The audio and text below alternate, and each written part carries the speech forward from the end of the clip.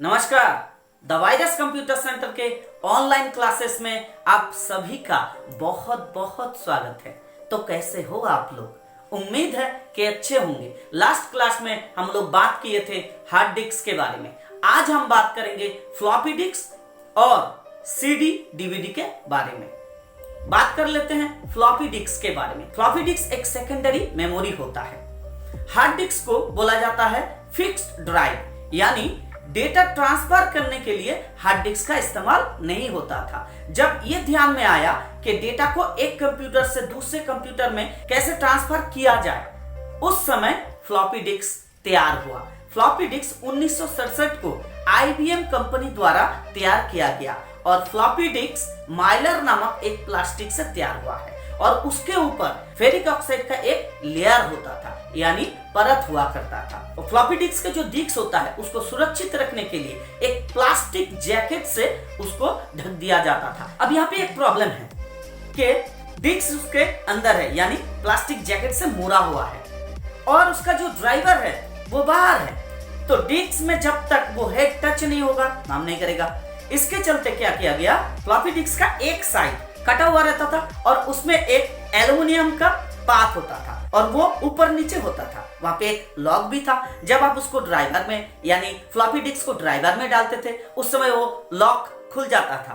तो उससे क्या होता था कि डिस्क हेड से टच होता था और ये काम करने लगता था। अब हम जानेंगे कि फ्लॉपी डिस्क कितने साइज में, यानी उसके आकार और आकृति जो होता है वो कौन कौन से साइज में मिलता था। ये मिलता था दो साइज में, नंबर 1 3.25 इंच और नंबर 2 मिलता था 5.25 इंच में। अब हम बात करेंगे इसकी मेमोरी कैपेसिटी के बारे में। 80 KB से इसका स्टार्ट हुआ था। उसके बाद जब 3.25 इंच 5.25 इंच इसके साइज में चेंजेज आए तो उसके बाद 1.44 MB और 2.44 MB तक ये हुआ करता था। लेकिन आज के डेट में इसका इस्तेमाल नहीं होता है क्योंकि इसका मेमोरी कैपेसिटी बहुत कम है। फ्लॉपी डिस्क और एक नाम से भी जाना जाता था। फ्लॉपी डिस्क को बोला जाता था डिस्केट। अब हम जानेंगे कि ऑप्टिकल मीडिया किसको कहा जाता है। ऑप्टिकल मीडिया वो सब मीडिया होता है जिसको लेजर लाइट से पढ़ा और लिखा जाता है। और इसका दो एग्जाम्पल हमने आपको पहले ही बता दिया था कि ऑप्टिकल मीडिया में दो आता है। नंबर 1 होता है CD और नंबर 2 होता है DVD। अब हम बात करेंगे CD के बारे में। CD का फुल फॉर्म होता है कॉम्पैक्ट डिस्क और ये तैयार हुआ था 1979 को। सोनी और फिलिप्स ये दोनों कंपनी एक साथ मिलकर ये CD बनाया था। CD तैयार हुआ था एक खास तरह के प्लास्टिक से जिसका नाम है पॉलीकार्बोनेट और उसके ऊपर एल्युमिनियम का एक परत होता था। अब हम बात कर लेते हैं कि CD के मेमोरी कैपेसिटी कितना होता है। CD का मेमोरी कैपेसिटी 700 MB तक होता है और इससे बहुत सारा डेटा एक कंप्यूटर से दूसरे कंप्यूटर में ट्रांसफर किया जा सकता था। इसके सिवा CD के जरिए परमानेंटली किसी डेटा को, यानी सिनेमा, ऑडियो, वीडियो आदि को सेव करके रखा जा सकता था फ्यूचर में यूज करने के लिए। अब हम बात करेंगे DVD के बारे में। DVD का फुल फॉर्म होता है डिजिटल वर्सेटाइल डिस्क। CD और DVD जिस मटेरियल से तैयार हुआ है उसमें ज्यादा कुछ फर्क है नहीं। फर्क है बस इसके स्पीड और मेमोरी कैपेसिटी में। DVD का मेमोरी कैपेसिटी होता है 4.7 GB से लेकर 17 GB तक। अब हम बात करेंगे CD और DVD कितने प्रकार के होते हैं। CD और DVD 3 प्रकार के होते हैं, जैसे कि CD और DVD ROM, CD और DVD R, CD और DVD RW। अब हम जान लेते हैं कि CD और DVD ROM क्या होता है। ये एक डिस्क होता है जो पहले से ही डेटा डाला हुआ होता है, यानी पहले से इसमें डेटा होता है।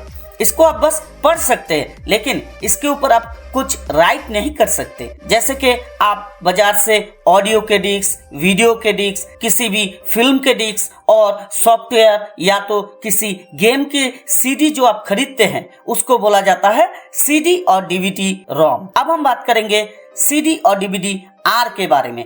ये एक प्रकार के ब्लैंक डिस्क होता है जिसमें आप खुद डेटा डाल सकते हैं, लेकिन इसमें एक चीज ध्यान में रखिएगा जरूर कि CD और DVD R में आप बस एक बार ही डेटा राइट कर सकते हैं। अगर एक बार डेटा आप राइट कर दिए उसके बाद ये रोम बन जाएंगे। इसका मतलब ये होता है कि दोबारा आप इसके ऊपर इरेज करके नया डेटा नहीं डाल सकते। इसको और एक नाम से भी जाना जाता है, इसको बोला जाता है नॉन रीराइटेबल सीडी और डीवीडी। अब हम बात करेंगे सीडी और डीवीडी RW के बारे में। सीडी और डीवीडी RW भी एक प्रकार के ब्लैंक डिस्क होता है, लेकिन इसमें खासियत ये होता है कि अगर आप इसको एक बार राइट कर दिए, उसके बाद अगर आप चाहते हैं कि इसके ऊपर कोई दूसरा डेटा आप डालना चाहेंगे तो आप बिल्कुल कर सकते हैं। आप उस डेटा को इरेज करके नया डेटा डाल सकते हैं। इसको बोला जाता है रीराइटेबल सीडी और डीवीडी। आज के लिए बस इतना ही,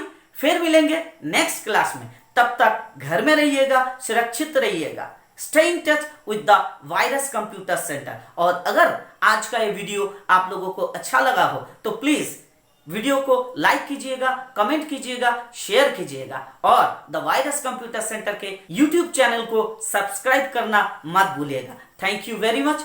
थैंक यू फॉर वॉचिंग।